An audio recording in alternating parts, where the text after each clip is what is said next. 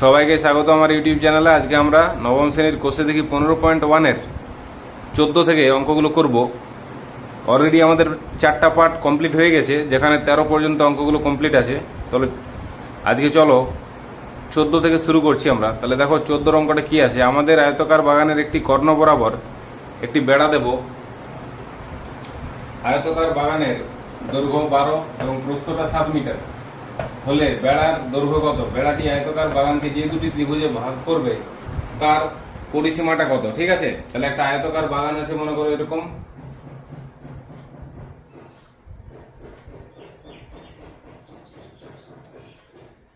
তাহলে আয়তকার বাগানের কি বলছে? দৈর্ঘ্যটা দেওয়া আছে 12, প্রস্থটা আছে 7। ঠিক আছে, কর্ণ বরাবর বলছে একটা বেড়া দেবে। ঠিক আছে, তাহলে কর্ণটা আমরা দেখো, এটা কর্ণটা সূত্র আমরা জানি যে √অফ দৈর্ঘ্য স্কয়ার প্লাস প্রস্থ স্কয়ার। তাহলে ফার্স্ট তোমাদেরকে কর্ণের মাপটা বের করতে হবে। ঠিক আছে, কর্ণের সেটাই হচ্ছে বেড়ার দৈর্ঘ্যটা। দেখো সেটাই বলছে যে বেড়ার দৈর্ঘ্যটা কত, মানে কর্ণের দৈর্ঘ্যটা বের করতে পারলেই আমাদের একটা অ্যান্সার হয়ে যাচ্ছে। ঠিক আছে, তাহলে দেখো লিখে নিয়েছি আয়তকার বাগানের দৈর্ঘ্য 12 মিটার, প্রস্থ 7 মিটার। তাহলে কর্ণ বরাবর বেড়াটা দেবে, তাই তো? তাহলে দেখো বেড়ার দৈর্ঘ্যটা হচ্ছে কর্ণের দৈর্ঘ্যটা, এটাই একটা অ্যান্সার হবে। তাহলে কর্ণের দৈর্ঘ্যের সূত্রটা আমরা কি জানি? √অফ দৈর্ঘ্য স্কয়ার প্লাস প্রস্থ স্কয়ার। তাহলে দৈর্ঘ্যের মানটা এখানে বসিয়ে দাও। দেখো দৈর্ঘ্যের মানটা 12 আছে, প্রস্থের মানটা 7 আছে। ঠিক আছে, এটাকে ভাঙলে আমরা কত পাচ্ছি? দেখো 12 12 144 আর 7 7 49। ঠিক আছে, তাহলে যোগ করলে দেখো কত আসছে? 9 আর 4 13, 193। ঠিক আছে, 193, √অফ 193 মিটার। তাহলে এটা হলো আমাদের একটা অ্যান্সার যে বেড়ার দৈর্ঘ্যটা কত? √Of 193 metre. ঠিক আছে, উত্তরটা তাহলে লিখে দিচ্ছি। দেখো আরেকটা অ্যান্সার কি হবে? বেড়াটি আয়তকার বাগানকে যে দুটি ত্রিভুজে ভাগ করবে তার পরিসীমা। তো আমরা কি জানি পরিসীমা? দেখো এই যে কর্ণ বরাবর বেড়াটা দিচ্ছে, তাই তো? তো কর্ণের মাপটা তো আমরা 193 পেয়ে গেছি, √অফ 193। তাহলে পরিসীমা আমরা কি জানি? ত্রিভুজের পরিসীমা মানে 3টা বাহুর যোগফল। তাহলে দেখো এখানে 7, এখানে 12, এই বাহুটা হচ্ছে 7, এই বাহুটা 12, আর এই বাহুটা √অফ 193। তাহলে 7 প্লাস 12 প্লাস √অফ 193। ঠিক আছে, এই ত্রিভুজটা কিরকম ভাবে পাবো? দেখো, কারণ আমরা কি জানি আয়তক্ষেত্রের বিপরীত বাহুগুলো সমান হয়। তাহলে এটা যদি 12 হয় এটাও 12, এটা যদি 7 হয় এটাও 7। ঠিক আছে, তাহলে দেখো নিশ্চয়ই এটাও আমরা 12 প্লাস 7 প্লাস √অফ 193 পাবো। তাহলে সেই জন্য লিখছি যে বেড়াটি আয়তকার বাগানকে যে দুটি ত্রিভুজে ভাগ করবে তার পরিসীমা কি? 3টা বাহুর যোগফল। দেখো 7 12 আর √অফ 193 যোগফল, এটা যোগ করে দাও। তাহলে 19 প্লাস √অফ 193 মিটার। ঠিক আছে, তাহলে একটা অ্যান্সার কি পেলাম? বেড়ার দৈর্ঘ্যটাই হচ্ছে কর্ণের দৈর্ঘ্যটা, আর ত্রিভুজের পরিসীমা আমরা কি করে বের করলাম? 3টা বাহুর যোগফল। ঠিক আছে, এরও যা পরিসীমা পাবো, এরও তাই পরিসীমা পাবো। কারণটা কি? আয়তক্ষেত্রের কর্ণটা আয়তক্ষেত্রকে দুটি সর্বসম ত্রিভুজে বিভক্ত করছে সমান। ঠিক আছে, তাহলে সেই জন্য সেম সেম পাচ্ছি আমরা। তাহলে এগুলোই হচ্ছে অ্যান্সার। তাহলে 14 অঙ্কটা আমাদের কমপ্লিট হলো। নেক্সট চলো 15 অঙ্কতে। দেখো 15 অঙ্কটা কি আছে? মৌসুমীদের বাড়ির আয়তকার বড় হল ঘরের দৈর্ঘ্য প্রস্থের অনুপাত 9:5 এবং পরিসীমা 140 মিটার। তাহলে দেখো যেহেতু দৈর্ঘ্য প্রস্থের অনুপাত দেওয়া আছে 9:5, তাহলে এটাকে আমরা প্রথমে এক্স এর আকারে ধরে নেবো। দৈর্ঘ্যটা কত ধরবো? দেখো 9x ধরবো, প্রস্থটা 5x ধরবো। ঠিক আছে, তাহলে দৈর্ঘ্য প্রস্থ যখন আমরা পাবো, তাহলে আয়তক্ষেত্রের পরিসীমা সূত্র আমরা জানি 2 গুণিত দৈর্ঘ্য প্লাস প্রস্থ, তাই তো? পরিসীমা সূত্র আমরা কি জানি? 2 গুণিত দৈর্ঘ্য প্লাস প্রস্থ। তাহলে প্রথমে আমরা সেটা লিখে নিচ্ছি। ঠিক আছে, তাহলে দেখো আমি প্রথমে লিখে নিয়েছি আয়তকার হলঘরের দৈর্ঘ্য 9x মিটার এবং প্রস্থটা 5x মিটার। ঠিক আছে, তোমাদের যদি অনুপাতে এরকম দেওয়া থাকে তাহলে সেটা কিন্তু এক্স এর আকারে তোমরা ধরে নেবে। ঠিক আছে, প্রথমে দৈর্ঘ্যটা হলো বড়টা 9x এবং প্রস্থটা 5x। এবার দেখো পরিসীমা জানা আছে এখান থেকে, তাহলে পরিসীমার সূত্র তো আমরা জানি 2 গুণিত দৈর্ঘ্যযুক্ত প্রস্থ আয়তক্ষেত্রের ক্ষেত্রে। তাহলে এখানে মানটা বসিয়ে দাও, 2 গুণিত 9x প্লাস 5x। ঠিক আছে, দৈর্ঘ্যের জায়গায় দেখো 9x বসিয়েছি, প্রস্থের জায়গায় প্রস্থের মান বসিয়েছি। তাহলে সমান 2 ইন্টু 9 5 14x সমান 28x মিটার। ঠিক আছে। মিটার কেন লিখছি, কারণ দেখো পরিসীমাটা এখানে 140 মিটারে আছে, ঠিক আছে, তাহলে সেই জন্য আমরা মিটারে লিখছি। তাহলে দেখো এটাও পরিসীমা আর 140টাও তো পরিসীমা, তাহলে আমরা দেখো প্রশ্নানুসারে কি বলতে পারবো, 28 সমান 140, ঠিক আছে।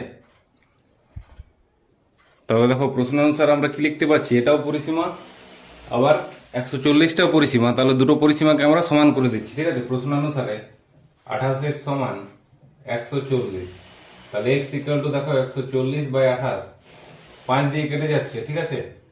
তাহলে x ইকুয়াল টু কত হচ্ছে দেখো, অতএব x সমান 5, ঠিক আছে। x এর মানটা আমরা দেখো পেয়ে গেলাম, তাহলে দৈর্ঘ্যটা বের করতে পারবো, আবার প্রস্থটাও বের করতে পারবো। তাহলে আয়তাকার দেখো, আয়তাকার হলঘরের দৈর্ঘ্য 9x ছিল, এখানে x এর মানটা বসিয়ে দেবো। আবার আয়তাকার হলঘরের প্রস্থ 5x ছিল, সেখানেও আমরা x এর মানটা বসিয়ে দেবো, ঠিক আছে। তাহলে এখানে লিখছি আয়তাকার হলঘরের দৈর্ঘ্য, আয়তাকার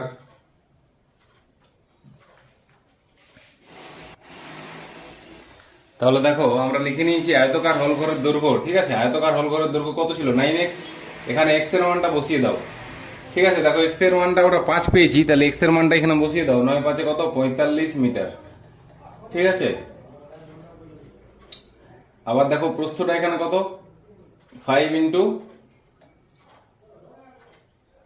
আচ্ছা প্রস্থটা একটু নিচে করব, কারণ দেখো দেখো পরিমিতির অঙ্ক করার ক্ষেত্রে তোমাকে মনে রাখতে হবে যে এককটা সেম আছে কিনা। দেখো এখানে মিটার আছে কিন্তু এখানে সেমিতে আছে, ঠিক আছে। তাহলে তোমাদেরকে কিন্তু এককটা সবসময় হয় সেমিতে নিয়ে আসতে হবে অথবা মিটারে নিয়ে আসতে হবে, মানে এককটা সেম নিয়ে আসতে হবে, হয় মিটারে চেঞ্জ করবো অথবা সেমিতে। তাহলে এই মিটারটাকে আমরা সেমিতে চেঞ্জ করে নিচ্ছি, ঠিক আছে। তাহলে দেখো kilo hectare decametre deci centi, ঠিক আছে। মিটার থেকে সেন্টিমিটার গেলে 100 দিয়ে গুণ করতে হয়, তাহলে কত হবে, 4500 সেন্টিমিটার, ঠিক আছে, সেমি। তাহলে এটা মিটারটাকে আমরা সেমিতে চেঞ্জ করে নিলাম। একই রকম ভাবে প্রস্থটাকেও করবো আমরা, ঠিক আছে। আয়তাকার হলঘরের প্রস্থ, দেখো প্রস্থটা কত ছিল বলো, 5x ছিল, তাহলে এখানে আমরা x এর মানটা বসিয়ে দিব, তাহলে 5 ইন্টু 5, x এর মানটা দেখো 5 ছিল, তাহলে 5 5 25, ঠিক আছে। এটাকেও আমরা সেমিতে যদি চেঞ্জ করি তাহলে কত হচ্ছে, 2500, ঠিক আছে। কারণ kilo hectare decametre deci centi, 2 ঘর যাচ্ছে মানে 100 দিয়ে গুণ হবে, তাহলে এটাও আমরা সেমিতে চেঞ্জ করে নিলাম, ঠিক আছে। তাহলে দেখো এটাও সেমিতে আছে, এগুলো আমরা সেমিতে চেঞ্জ করে নিলাম, তাহলে এরপর ঠিক আছে। এরপরে দেখো কি বলেছে, যে মৌসুমীরা হলঘরের মেঝেতে 25 সেমি এবং 20 সেমি আয়তাকার টালি বসাতে চাই। মানেটা কি, মানে টালির দেখো দৈর্ঘ্যটা হচ্ছে 25 আর প্রস্থটা হচ্ছে 20, মানে টালির ক্ষেত্রফলটা তোমাদের দেওয়া আছে এটা, ঠিক আছে, 25 ইন্টু কত, 20। আচ্ছা তার আগে আমরা দেখো এখান থেকে কি বের করতে পারবো, আয়তাকার হলঘরের ক্ষেত্রফলটা বের করতে পারবো, যেহেতু আমরা দৈর্ঘ্য প্রস্থ পেয়ে গেছি। তাহলে এরপরে কি লিখবো, আয়তাকার হলঘরের ক্ষেত্রফল দৈর্ঘ্য গুণিত প্রস্থ, ঠিক আছে। উপরটাতে দেখো আমি লিখছি এখানে, তাহলে দেখো আয়তাকার হলঘরের ক্ষেত্রফল আমরা দৈর্ঘ্যটা পেয়েছি 4500 আর প্রস্থটা পেয়েছি 2500, ঠিক আছে। দৈর্ঘ্য গুণিত প্রস্থ, তাহলে 4500 ইন্টু 2500, ঠিক আছে, এত বর্গ সেমি, এটা পেলাম আমরা, ঠিক আছে, হলঘরের ক্ষেত্রফলটা। এবার টালির ক্ষেত্রফলটা দেওয়া আছে 25 সেমি ইন্টু 20 সেমি, মানে হচ্ছে এটাই তো ক্ষেত্রফল, দৈর্ঘ্য 25 প্রস্থ 20, তাহলে ডাইরেক্ট লিখবো টালির ক্ষেত্রফল সমান 25 ইন্টু 20 বর্গ সেমি। তাহলে দেখো টালির ক্ষেত্রফলটা আমরা পেয়েছি, এখানে দৈর্ঘ্যটা 25 দেওয়া আছে, প্রস্থটা 20, তাহলে 25 ইন্টু 20 বর্গ সেমি। এবার দেখো তোমাদেরকে যখন টালির সংখ্যাটা নির্ণয় করতে বলবে, ঠিক আছে, তখন কি হবে, যেটা আমাদের আয়তকার হলঘরের ক্ষেত্রফল আর যেটা আয়তকার টালির ক্ষেত্রফল, সেটাকে আমরা ভাগ করে দেবো, তাহলে কিন্তু টালির ক্ষেত্রফলটা আমরা পেয়ে যাব, ঠিক আছে। তাহলে কি লিখবো, অতএব টালি লাগবে সমান এইটা ভাজিত এইটা, ঠিক আছে। তাহলে দেখো হলঘরের মেঝেতে টালি লাগবে, কি বললাম, আগের ক্ষেত্রফলটা বাই এই ক্ষেত্রফলটা আমরা ভাগ দিয়ে দেবো, তাহলে 4500 ইন্টু 2500 ডিভাইডেড বাই দেখো এই ক্ষেত্রফলটা, মানে টালির ক্ষেত্রফলটা, ঠিক আছে। তাহলে টালির সংখ্যা তোমাদেরকে যখনই বলবে ভাগ করে দেবে, ঠিক আছে, হলঘরের ক্ষেত্রফল ডিভাইডেড বাই টালির ক্ষেত্রফল।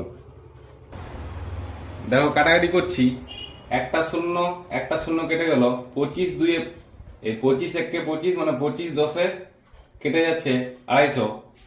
এবার দেখো কাটাকাটি যদি করি আমরা 2 দিয়ে, 2 5 10, তাহলে 4500 ইন্টু 5 কে গুণ করো, 4500 ইন্টু 5, 0 0 5 5 25, 5 4 20, 22।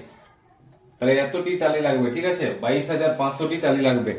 এটা হলো টালির সংখ্যা। তোমাদেরকে নির্ণয় করতে কি বলেছে দেখো, যে প্রতি 100টি টালির দাম 500 টাকা, তাহলে এই টোটাল এতটা টালির দাম কত খরচ, মানে টোটাল 22,500টি টালির কত খরচ পড়বে টালিটা বসাতে, ঠিক আছে, মেঝেতে, মানে টাইলস বসাচ্ছে, ঠিক আছে, টাইলসটাকেই টালি বলছে।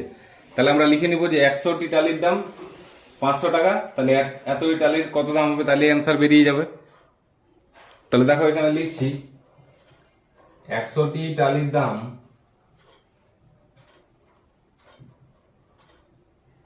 কত বলো, 500 টাকা, ঠিক আছে। তাহলে একটি টালির দাম 500/100, আর টোটাল দেখো, টোটাল টালি লাগবে 22,500টি। তাহলে এটার জন্য কত, তাহলে 22,500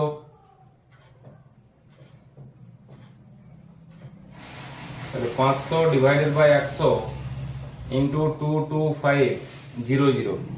ঠিক আছে, দেখো কাটাকাটি করে দাও তোমরা, ঠিক আছে। 105-এ 500 কাটাকাটি হচ্ছে, 105-এ 500।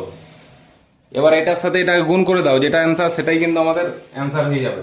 তাহলে সমান 0 0 5 5 25, 5 2 10, 2 12, 5 2 10, 11। ঠিক আছে, তাহলে দেখো এত টাকা খরচ হচ্ছে টোটাল টাইলস বসাতে, ঠিক আছে, বা টালি বসাতে। তাহলে দেখো অ্যান্সারটা আমরা লিখে নিয়েছি যে মৌসুমীদের হলঘরের মেঝেতে টালি বসাতে 1,12,500 টাকা খরচ হবে, ঠিক আছে। তাহলে আমরা আজকে 14 এবং 15 অঙ্কটা করলাম। নেক্সট পার্টে আমরা পরের অঙ্কগুলো কমপ্লিট করব, ঠিক আছে। তাহলে সবাই ভালো থাকো, এবং যারা চ্যানেলে প্রথম তারা অবশ্যই চ্যানেলটা সাবস্ক্রাইব করবে এবং লাইক কমেন্ট করবে। সবাই সুস্থ থাকো, ভালো থাকো।